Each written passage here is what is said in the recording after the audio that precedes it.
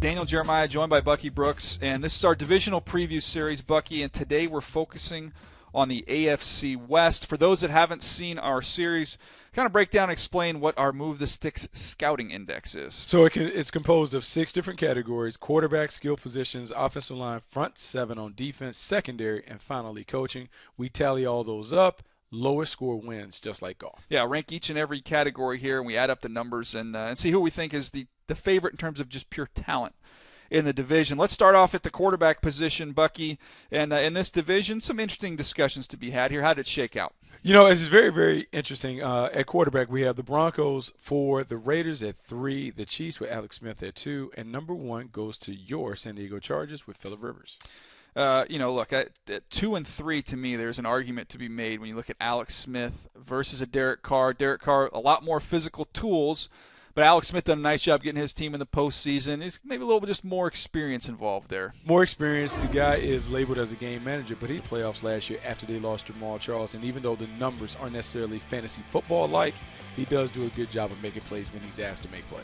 All right, now we get to the skill positions, Bucky, and let's work again backwards here, 4-1. Here we go. San Diego Chargers coming in at 4, the Kansas City Chiefs at 3, the Oakland Raiders at 2, and the Denver Broncos are number 1.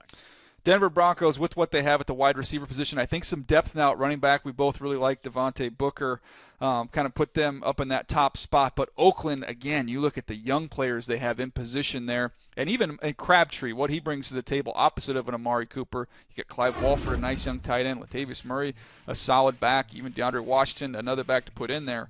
They're pushing. Oakland's right there knocking on the door to be the number 1 in that category. Yeah, this is going to be a very, very competitive division. The Denver Broncos, the Oakland Raiders, high hopes for the Oakland Raiders, and we're seeing why so many people are high on them, because they're a very, very talented roster. All right, offensive line, Buck. Offensive line, San Diego Chargers are at 4th, Denver Broncos 3, Kansas City Chiefs at 2, and then the Oakland Raiders are number 1. Part of it is because they have so many physical players. Center, man. They are really, him. really nice. They can dominate. I think they can be a more physical run game, and as they increase their physicality and toughness, they can be a tougher team to defend. I think when you look at this offensive line ranking, to me it's the Raiders clearly number 1, and I think you can almost kind of take the other 3 and kind of shuffle them up in a bag and pick one out. I'm not all that fired up about any of the other 3 when it comes to the offensive line. All right, let's switch over to the defense, Bucky, in the front 7. Let's go with the Chargers at 4, the Oakland Raiders at 3, the Kansas City Chiefs at 2, and the Denver Broncos have the best front 7 in this division. Yeah, I probably can make a case they have good front 7 as we have in the National Football League, Buck. Yeah, I think you absolutely can. Von Miller on one side, DeMarc to get one-on-one matchups. And you get Justin Houston if he comes back healthy, and hopefully that happens. That could impact the success that Khalil Mack had, because when they pulled him out the lineup at the end of the year, Khalil Mack was not as productive. They need to make sure they can get that presence. But if they get Alden Smith back near the end of the season, could upgrade that front 4, because I think they should have a good pass rush when Alden Smith comes back. You're going to have a lot of speed there in that front 7 for the Raiders. All right, let's switch over now to the what we got now. We've got secondary. We got secondary. Let's go secondary, and this one inside the division, Bucky, I think we've got an elite one. At the top there with the Denver Broncos, but we work backwards. Man, I think there's a debate to be had between these bottom 2 names we have here with the Raiders and the Chargers. Yeah, 4, the Oakland Raiders, 3, the San Diego Chargers, 2, the Kansas City Chiefs, and number 1, the Denver Broncos. Now, what's the debate between the Chargers and the Raiders?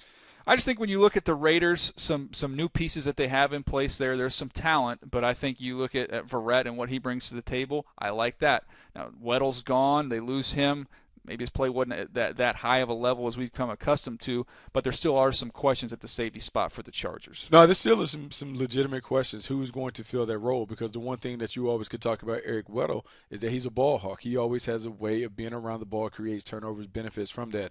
Justin Verrett is a guy who is as talented as they come as a corner. And so for the Oakland Raiders, they have some young pieces. They bring Sean Smith over from Kansas City, David Amerson being able to play. Carl Joseph, who they really have high hopes for coming off that knee injury at West Virginia. If he comes and plays, yeah, they surpass the Chargers. Maybe even they challenge the Kansas City Chiefs at number 2. All right, let's go to coaching here, Buck. Well, I mean, I think when you look at the bottom of the division, let's go with the San Diego Chargers at 4, the Oakland Raiders at 3, the Kansas City Chiefs at 2, and your Super Bowl champions, the Denver Broncos. Gary Kubiak. I know Andy Reid hasn't won a Super Bowl, but I mean, it makes it a difference. All right, let's look at the totals here now, Bucky. Let's go offense overall. How does it shake out? How about that? The Oakland Raiders at number 1. most explosive That's offense. right. You have an Oakland offensive line, young Raiders quarterback, are and at skill the guys top certainly push of you the up there. freaking Yeah, food you can see chain there like as it they should go. be. Chiefs, Broncos, Yeah, let's do and the this. Chargers bringing up the Oakland rear. Raiders, Let's switch it Super over to the Bowl. defense, Buck.